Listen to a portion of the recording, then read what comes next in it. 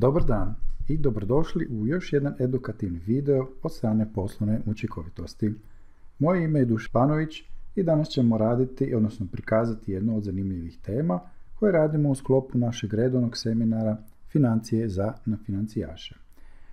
Tema koju ćemo danas obrađivati jedna je od zanimljivih tema i koja se zapravo prije svega orijentira i fokusirana je na one predstavnike i naše polaznike koji nisu stručnjaci u financijama i kojima je cilj naučiti neke detalje i neke osnove iz financija kako bi im taj svijet bio što bliži.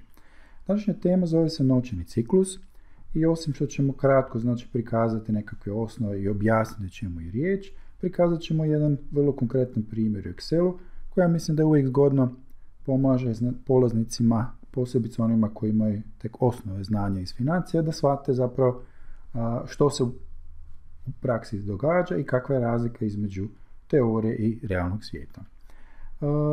Dakle, što se tiče samo novčanog ciklusa, govorim o novčanom ciklusu poduzeća.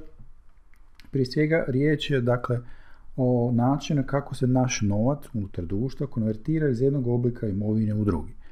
Naravno, kao svi dobro znate za onu standardnu krilaticu novac je kralj, posebice u današnje doba krize i nelikvidnosti, vrlo je bitno kontrolirati financije i kontrolirati novčani tijek društva, a danas ćemo pokazati zapravo kako to financijaši rade i koje su zapravo tajne skrivene iza toga. Novčani ciklus jedno je od mjera likvidnosnog rizika. Kao što znamo, likvidnost je danas najveći prioritet, posebice financijskih i računovodstvenih direktora, jer na kraju dana društvo može biti profitabilno, ali ako nemate novca na računu za platiti plaće i obveze prema državi, ništa vam toga de facto neće biti od koristi. Cilj svakog poduzeća je da efikasno upravlja svojim novcem, jer osim što naravno osigurava svoju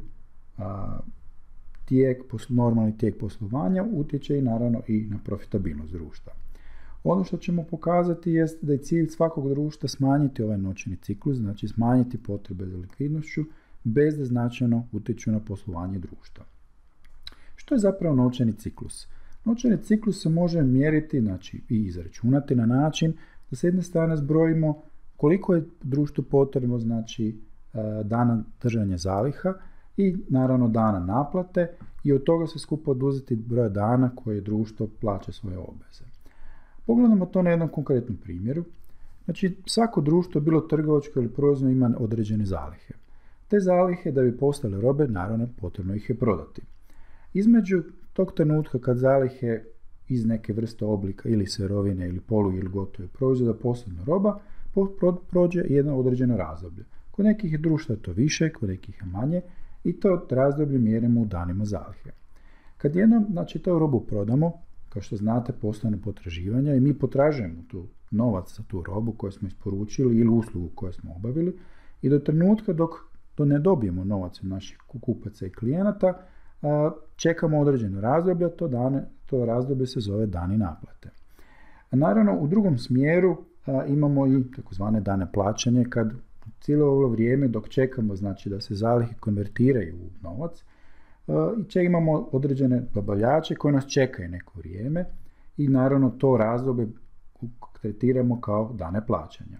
Ono što kod većine društava je specifično i karakteristično da postoji razlika između onog trenutka kad ćete dobiti novac i onog trenutka kad ćete morati između tog vremena platiti određeni novac i to upravo mjeri novčani ciklus. On je određena mjera koja pokazuje koliko je vašem društvu potrebno vremena da osigura novac za to razdoblje dok zapravo ne dođe, dok se ne konvertira novac iz jednog oblika u drugi. Evo imamo jedan konkretan primjer. Zamislimo da smo društvo koje je potrebno 90 dana držanja zaliha.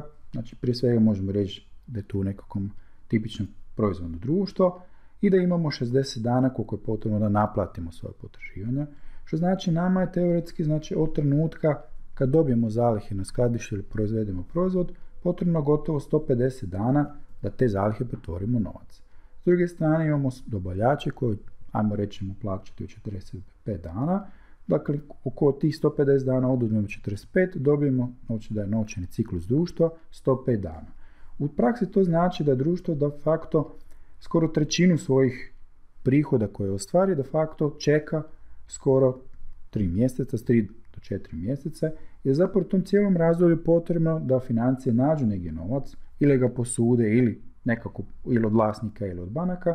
Prema tome, bitno je da društvo u roku od 105 dana dok se ne zavrti poslovni ciklus, pronađe novac kako ne bi došlo u poslovne poteškoće i naravno, kao što sami znate, za vrijeme trajanja život ide, pa prema tome društvo je potrebno plaćati nekakve poreze, plaće i režije, prema tome tu je jedan tipičan primjer kako se zapravo novac iz jednog oblika u društva i jednog oblika imovine konvertira u drugi. Pogledamo sad kako to izgleda u praksi. Pokazat ćemo jedan primjer jednog najjednostavnijeg modela kojeg inače i radimo puno detaljnije na samom seminaru. Kao što vidite, pred vama su jedan najjednostavniji oblik temeljnih financijskih izvještaja. Meni je cilj vama pokazati zapravo kako te promjene u obrtnom kapitalu, odnosno promjene u ovim danima, što naplate, što vezivanje zaliha, utječu na financijski rezultat firme. Kao što vidite, pred vama je jedna tipična firma koja, kao što smo rekli, ima tipični 60, 90, 45, znači nekih 150 dana potrebno da se novac naplati i 45 dana koliko su zapravo obveze prema dobavljačima. Ono što možemo primijetiti jest, ako napravimo simulaciju, zamislimo da je, kao što se inače događalo za vrijeme krize, došlo do poremećaja u ovim nekakvim uobičajenim načinu poslovanja, pa zamislimo da je umjesto prosječnog perioda naplate od 60 dana društvu sada potrebno 90 i da je recimo prosječno vezivanje zaliha sa 90 podignuto na 100, što možemo zamisliti jer naravno tijekom krize nisu svi proizvodi više se mogli prodavati kao što prije bilo očekivano, a naravno period plaćanja ćemo staviti kako jest jer pretpostavka je da je riječ o dobavljačima s kojima ne možemo produljivati rokove naplate.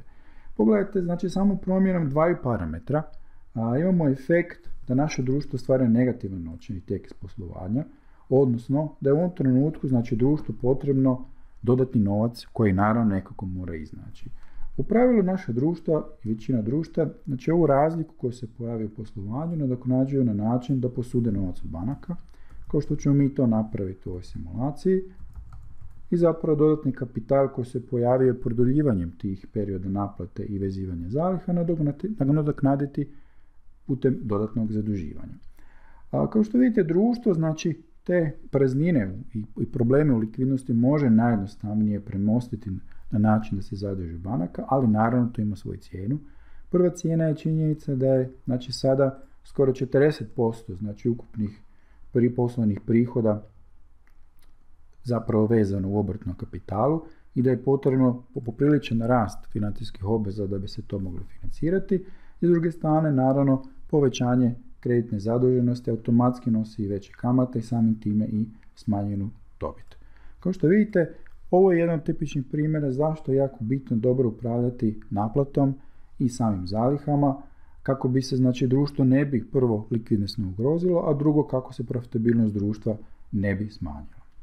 Dakle, ovo je jedan tipičan primjer i naravno pozivam vas da dođete na naš od sljedećih semina da vidite koje sve druge simulacije možemo raditi i da zapravo zajednički prođemo sva moguće pitanja koje možete imati vezano za novčanu likvidnost i sam tijek novca u društvu, kao i da upoznate znači osnovne stvari koje je bitno znati kada je u pitanju novčana likvidnost i financiranje društva.